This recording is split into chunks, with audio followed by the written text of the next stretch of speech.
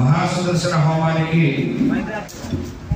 మనం సంసిద్ధులమయ్యి ఇందాక ఒక కార్యక్రమాన్ని చేసాం. హోమానికి ముందుగా కర్రా పాటించి అగ్ని పుట్టించేటువంటి ఒక కార్యక్రమాన్ని, దానిని మదనాగ్ని అంటారు. అగ్నులు అనేక విధంగా ఉంటాయి, కానీ ఇక్కడ మనం దైవ కార్యక్రమాన్ని చేసేటప్పుడు మదనాగ్ని ఉపయోగించమని చెప్పి మనకు శాస్త్రం చెప్పింది. భగవంతుడు సర్వత్రా వ్యాపించి ఉంటాడట. అదే విషయాన్ని మనకి వేదం చెబుతూ అణోరణీయాన్ మహతో మహీయాన్ ఆత్మా గుహాయాన్ నిహితోస్య జంతో అని చెప్పి వేదం చెప్పింది. భగవంతుడు ఎలా ఉంటాడట? అణువులో పరమాణు స్వరూపంగా ఉంటాడట. అదేవిధంగా మహత్తులో మహీస్వరూపంగా ఉంటాడు. అంటే ఈ సృష్టిలో అన్నిటికంటే పెద్దది భూమి. ఆ భూమి కన్నా పెద్ద రూపంగా ఉన్నట్టు భగవంతుడు. మరి ఎలా ఉన్నాడండి? భూమి మీద కదా పుట్టాడు. రాముడు వచ్చినా కృష్ణుడు వచ్చినా ఎవరు వచ్చినా సరే అని చెప్పిన మనకు అనుమానం వస్తే, భగవంతుడి యొక్క దశావతారాలు ఉన్నాయి. దానిలో వామనావతారంలో పరమాత్మ ఈ భూమండలం మీద ఆవిర్భవించి 3 అడుగుల భూమిని అడిగాడు ఆ బలిచక్రవర్తి. ఆ అడిగినప్పుడు ఒక అడుగుతోటి సమస్తమైనటువంటి భూమండలాన్ని అంతటినీ కూడా వ్యాప్తించాడు. 2వ అడుగుతోటి ఆకాశానంతరినీ కూడా వ్యాప్తింపజేశాడు. 3వ అడుగుని ఆ బలిచక్రవర్తి యొక్క శిరస్సు మీద పెట్టి అతన్ని పాతాళలోకానికి పంపించడం జరిగింది. మరి ఇక్కడ భూమి కన్నా పెద్ద స్వరూపంగా ఉన్నటువంటి ఆ భగవంతుడే వామనావతారంలో వచ్చాడు. అటువంటి భగవంతుడు మహతో మహీయాన్ ఆత్మా గుహాయాన్ నిహితోస్య జంతోః, ప్రతి ఒక్కరి యొక్క శరీరంలోనూ కూడా నేను నిలవైనాను అని చెప్పి శ్రీకృష్ణ పరమాత్మ చెప్పాడు. అదే చెబుతూ అహం వైశ్వానరో భూత్వా ప్రాణినాం దేహనాశ్రిత ప్రాణాపాన సమాయుక్తః పచామ్యేదం చతుర్విధం అని చెప్పి ఆయన శ్రీకృష్ణ పరమాత్మ భగవద్గీతలో చెప్పాడు. ప్రతి మానవుని శరీరంలోనూ కూడా నేను జఠరాగ్ని స్వరూపంగా ఉండి వారు ఇచ్చేటువంటి భక్ష్యపోజ్యైనటువంటి ఆహార పదార్థాలు ఏవైతే ఉన్నానో అవన్నీ కూడా నేను స్వీకరిస్తున్నానని చెప్పి భగవంతుడు చెప్పాడు. అటువంటిదే ఇక్కడ మనం చేసేటువంటి హోమ కార్యక్రమం. ఇక్కడ దేవతలకు హవిర్భాగాన్ని మనం సమర్పిస్తున్నాం. ఇక్కడ మనం ప్రధానంగా విష్ణుమూర్తిని ప్రధాన దైవంగా ఆరాధన చేసుకునేటువంటి క్రమంలో విష్ణు సర్వేషామధిపతి అని చెప్పింది వేదం. ఈ సమస్తమైనటువంటి భూమండలానికి కూడా ఎవరు అధిపతి అంటే విష్ణువే సర్వత్రా కూడా వ్యాపించి ఉన్నట్ట. అదే వేదం చెబుతూ అంతర్బహిశ్చ తత్సర్వం వ్యాప్యనారాయణ స్థితః, సర్వత్రా కూడా వ్యాపించి ఉన్నాడు భగవంతుడు అని చెప్పి మనకి వేదం చెప్పింది. ఇదే విషయాన్ని ప్రహ్లాదుడు చెప్పాడు భాగవతంలో. మనం ఎన్ని పురాణాలు చూసినా సరే ఒక కొడుకు వల్ల మోక్షాన్ని పొందినటువంటి వాడు ఎవరు అంటే హిరణ్యకశిపుడు. ఆ ప్రహ్లాదుడు అనన్యమైనటువంటి భక్తితోటి ఆ శ్రీ మహావిష్ణువుని మనసా వాచా కర్మణ త్రికరణ శుద్ధిగా నమ్మాడు.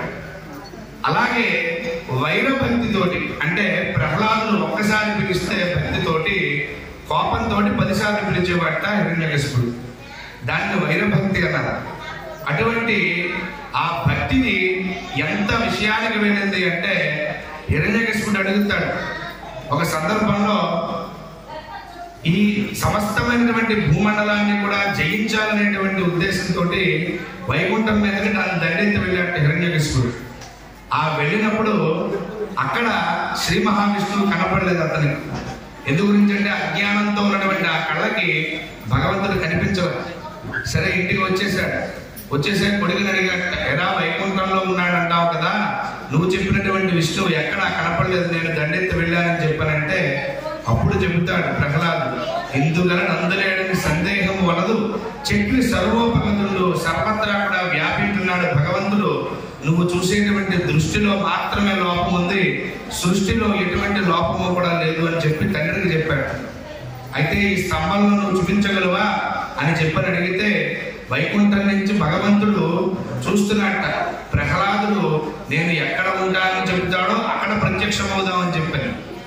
అంతే వెంటనే చెప్పాడు సర్వత్రా కూడా ఉన్నాడు భగవంతుడు అని చెప్పి ఎప్పుడైతే ప్రహ్లాదుడు చెప్పాడో ఆ స్తంభంలోకి భగవంతుడు ప్రత్యక్షమయ్యాడు. ఆ కళాఘాతంతో కొడితే స్తంభం నుంచి భగవంతుడు ఆవిర్భవించాడు. సగం మానవ శరీరంతో సగం సింహాకృతితోటి భగవంతుడు ఆ యొక్క స్తంభం నుంచి ఉద్భవించి ధర్మరక్షణ భగవంతుడు ఉన్నాడనేటువంటి కోరిక స్థిరంగా ఉన్నటువంటి ప్రహ్లాదుడి యొక్క మనస్సులో ఉన్నటువంటి స్థిరమైనటువంటి కోరికని ఆయన బలపరుస్తూ ఆ యొక్క స్తంభం నుంచి ఉద్భవించాడు నృసింహస్వామి వారు. ఆ ఆవిర్భవించి ప్రహ్లాదుని కాచి కాపాడాడు. అటువంటి అతీతమైనటువంటి శక్తి కలిగినటువంటి ఆ నృసింహస్వామి వారి రోజున మనం సుదర్శన నారసింహుడిగా ఆవాహన చేసుకొని ఇక్కడ మనం కార్యక్రమాన్ని చేసుకుంటాం. ఇక్కడ సుదర్శన చక్రం అనేటువంటి ఒక చక్రం ఉంది. మనం ఉదయం అక్కడ కలశారాధన చేసుకుని ఒక చక్రాకారాన్ని పెట్టుకున్నాం. ఆ కలశాలన్నీ కూడా దానిని సుదర్శనము అంటారు. ఆయన పేరులోనే ఉంది. సు అంటే మంచి, దర్శనము అంటే దర్శింపచేసేటువంటి వాడు అని అర్థం. సు అంటే మంచి. మనకి ఇక్కడ కావలసినటువంటి మంచి ఏమిటి అంటే శ్రీ మహావిష్ణువు యొక్క అనుగ్రహం కలగడం. అటువంటి అనుగ్రహాన్ని మనకి సంపూర్ణంగా ఎవరిస్తారు అంటే సుదర్శనమూర్తి ఇస్తాడు. ఆ సుదర్శనమూర్తిని మనం ఆరాధన చేసుకున్నట్లయితే కనుక మనలో ఉన్నటువంటి కామ క్రోధ లోభ మోహ మదమాత్సర్యాలు అనేటువంటి అరిషడ్ వర్గాలు ఏవైతే ఉన్నాయో వాటిని అన్నిటినీ కూడా జయించి భగవంతుడి యొక్క మార్గాన్ని మనకి సుగమం చేస్తాడట ఆ సుదర్శనమూర్తి. అటువంటి సుదర్శనమూర్తిని ఇప్పుడు మనం అగ్నిముఖంగా అగ్నిముఖాలై దేవాహ దేవతల యొక్క అనుగ్రహం మనకి సంపూర్ణంగా శీఘ్రంగా తొందరగా కలగాలి అంటే అగ్నిముఖంగా ఆరాధన చేయమన్నారు. అటువంటి అగ్నిహోత్రుడి ద్వారా ఇప్పుడు మనం సుదర్శనమూర్తిని ఎప్పటి వరకు కూడా శ్రీ మహావిష్ణువు యొక్క పరివార దేవతలందరికీ కూడా ఆహుతినిచ్చి వైఖానస భగవత్ శాస్త్రంలో అద్వితీయమైనటువంటి విష్ణుమూర్తి యొక్క తత్వాన్ని ఆపాదించినటువంటి పారమాత్మిక ఉపనిషత్తుతోటి ఇప్పటి వరకు కూడా మనం ఆహుతులు సమర్పించాం. ఇప్పుడు సుదర్శనమూర్తి యొక్క మూలమంత్రంతో ఆహుతులన్నీ కూడా సమర్పిస్తాం. అందరూ కూడా నమస్కారం చేసుకోండి. మనస్సులో శ్రీ సుదర్శనాయ నమః అనుకుంటూ మీ దగ్గర ఉన్నటువంటి ద్రవ్యాన్ని హోమం చేస్తూ ఉండండి. మనం ఇప్పుడు సుదర్శన హోమ కార్యక్రమాన్ని ప్రారంభించుకుంటాం.